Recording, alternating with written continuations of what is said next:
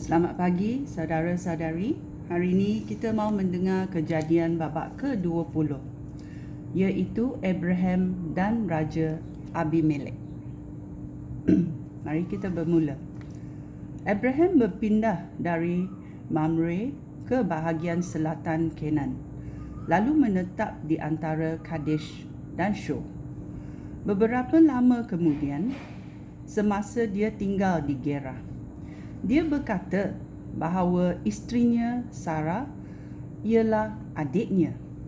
Oleh itu, Raja Abimelek dari kota Gerah menyuruh utusannya membawa Sarah kepadanya. Pada suatu malam, Allah menampakkan diri kepada Raja Abimelek dalam mimpi dan berfirman, "Engkau akan mati kerana engkau sudah mengambil wanita ini.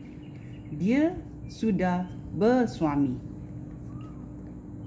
Ayat 4, tetapi Raja Abimelek belum lagi menjamah wanita itu. Lalu raja itu berkata, "Ya Tuhan, aku tidak bersalah. Adakah Tuhan akan membinasakan aku dan rakyat aku?" Abraham sendiri berkata bahawa wanita ini adiknya, dan wanita itu pun berkata bahawa Abraham abangnya. "Aku melakukan hal ini dengan hati nurani yang bersih, kerana aku tidak bersalah." Allah menjawab dalam mimpi itu, "Ya, aku tahu bahawa engkau melakukannya dengan hati nurani yang bersih. Oleh itu, aku sudah mencegah engkau daripada berdosa terhadap aku dan tidak membiarkan engkau menjamah wanita itu. Tetapi sekarang, kembalikanlah wanita itu kepada suaminya. Suaminya itu seorang nabi, dan dia akan berdoa untuk kamu supaya engkau tidak mati. Tetapi jika engkau tidak mengembalikannya, ingat, engkau dan segenap rakyat kamu akan mati." Ayat 8, awal pagi esoknya, Raja Abimelek memanggil semua pegawainya dan memberitahu mereka segala kejadian itu. Mereka sangat ketakutan.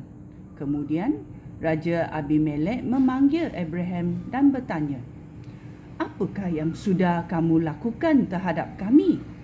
Apakah kesalahan yang sudah beta lakukan terhadap kamu yang menyebabkan kamu mendatangkan bencana ini kepada beta dan kerajaan beta?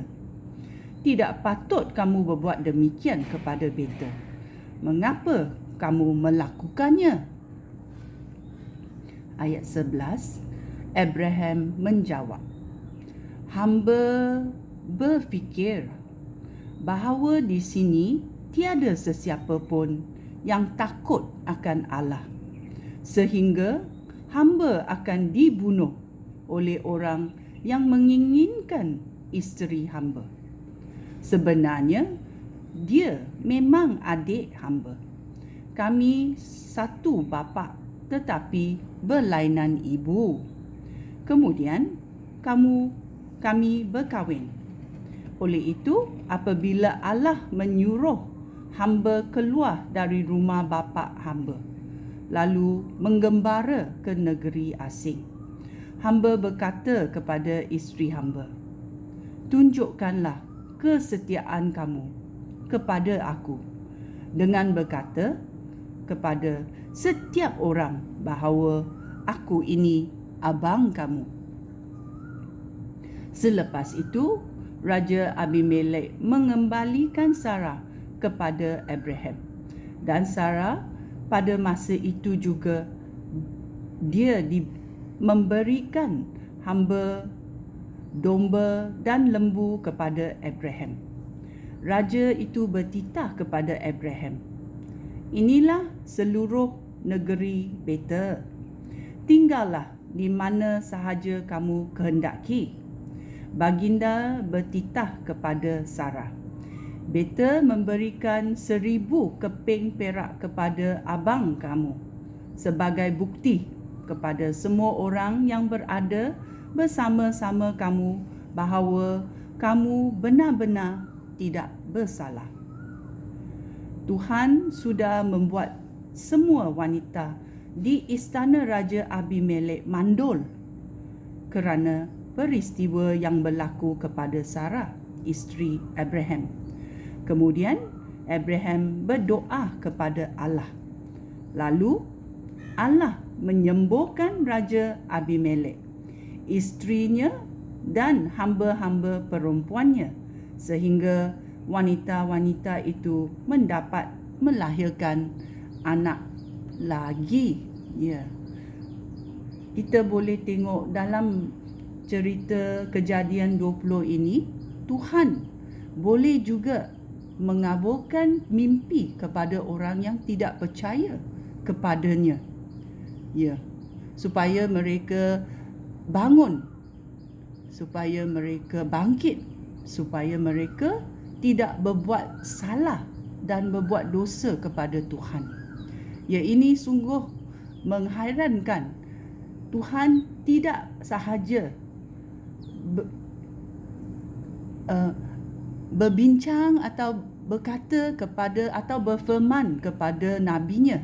Dia juga boleh berfirman kepada orang yang bukan dalam kepercayaannya pada masa itu. Ya, kita boleh tengok Raja Abimelek, apa dia berkata, "Oh Tuhan, dia tahu ada yang satu yang maha kuasa." Ya, ini adalah cerita Kejadian babak ke-20. Sekian, terima kasih. Shalom.